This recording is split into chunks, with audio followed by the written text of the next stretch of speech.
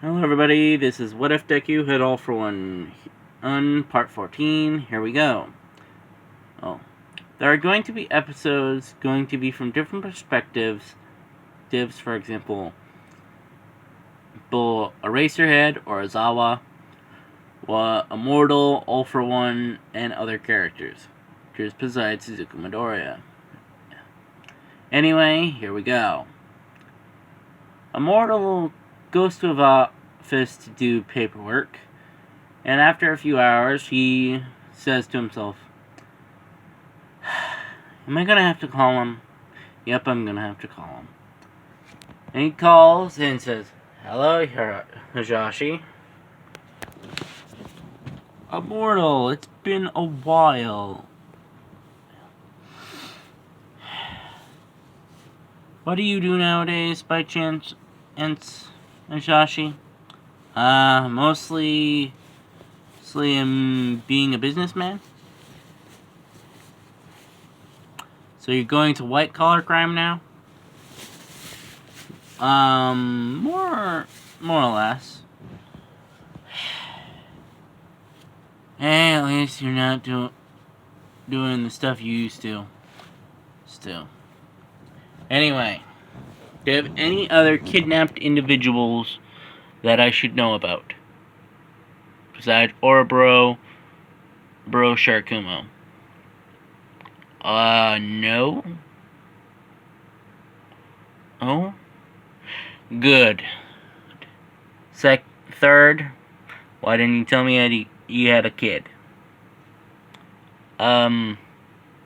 We made that agreement with each other over 100 years ago that we would be godfathered to each other's children.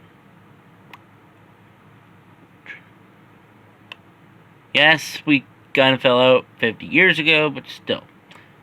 And is that right?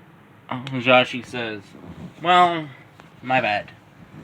And that kind of got my head punched off by the big oaf. Good point. Anyway, I have more paperwork to do. Oh. P.S. Your kid's doing good in class. But one thing is the fact that, honestly, I nearly didn't even realize that his quirk was all for one. I honestly thought it was a copy quirk that you could use multiple of. Like, yes, technically speaking, it's a mix of both. But, well, let's just say I believe your son would have more capabilities of using quirks than you do. Really? Yeah. Because of the fact that you tend to use the quirks together and see which, basically a general sense of how well they work together.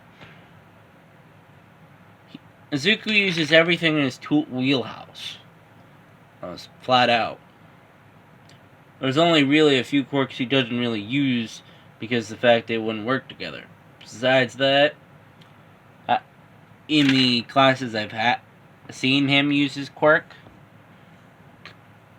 he's a very good student, and also the fact that he uses every quirk at his disposal.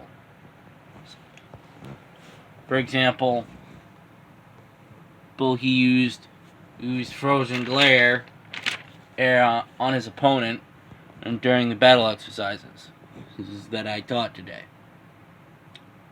Interesting. If, hypothetically speaking, you would give him a quirk, what would you give out of 4 options? Fan hands. Interesting. Enhanced endurance. Repeat that again. Enhanced endurance. Okay, now I understand how you beat me in those arm wrestling matches. Bone axes, bone blades, aids, and a variety of other quirks. Hisashi, how many quirks do you have? I can't even tell you that. Answer that question with a straight face. Ace.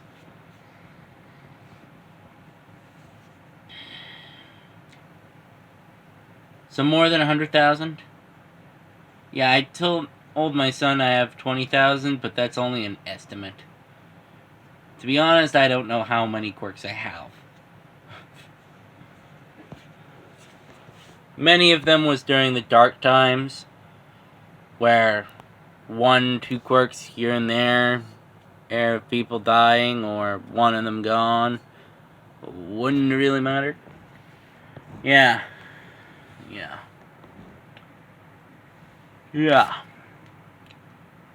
I presume you didn't take too many gigantification quirks.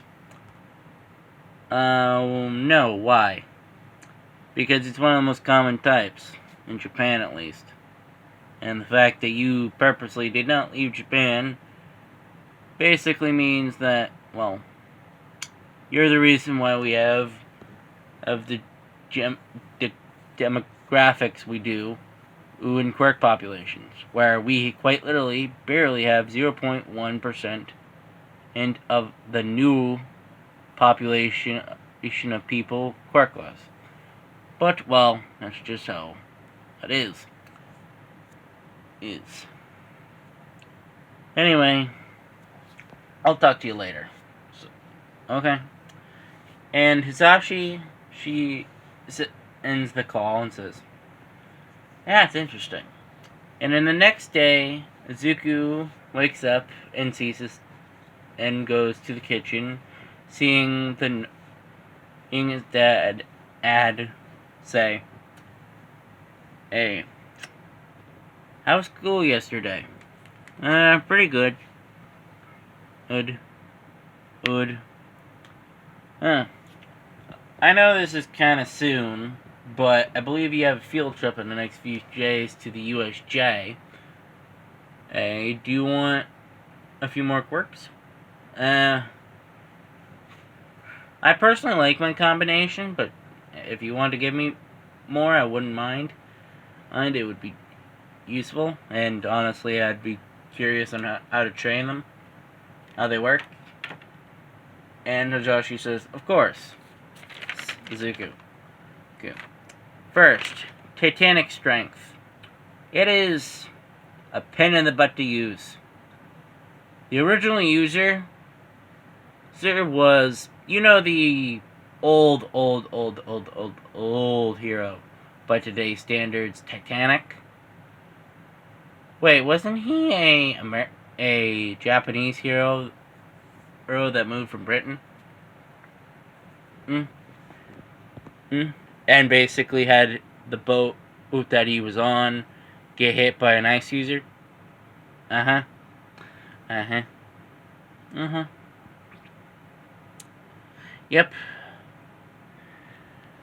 Yep, and I have his quirk. Honestly, kind of regret taking it now, because I have no idea how the bleep he trained it. Because the fact that some quirks have a bit of the training that you have with it, but with Titanic Strength, you saw him quite literally lift if a boat, a cargo ship, with no effort.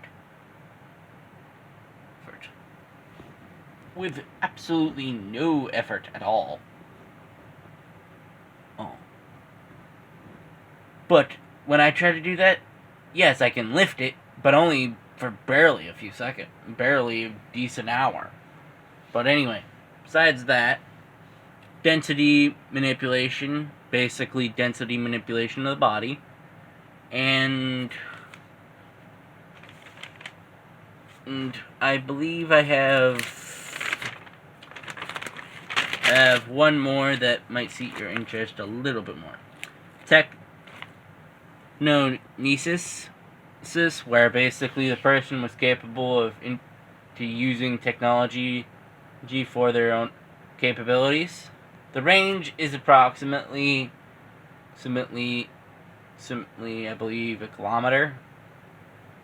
Under an area where basically any device in a kilometer of you, without much training, you can interfere and control. But if you use Amplify, you could probably get that to maybe 20 kilometers, but I'm not sure.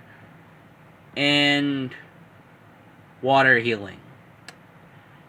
I'm giving you this quirk because of the fact you want to be a hero. And, well, to be honest, I don't really have much use for it. I wouldn't mind those quirks. Sure. Or.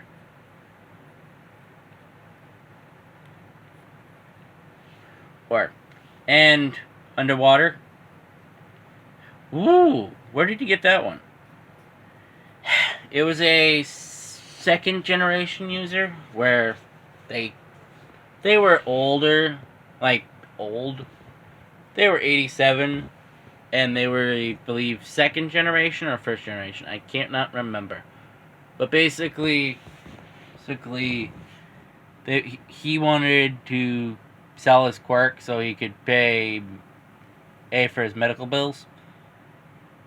And, well, I bought it off of him. And because, well, it's useful. It was a useful quirk at the time because of the fact that, surprisingly enough, there was not that many while they're breathing quirks at the time. But now I have a stupid amount of them.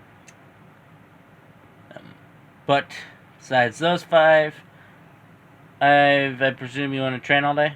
Well, wait. Oh, wait, you have school today. Did you forget that? Yes, I did. And Izuku goes to the training room to train before school starts. And Izuku heads into class that day, and here's the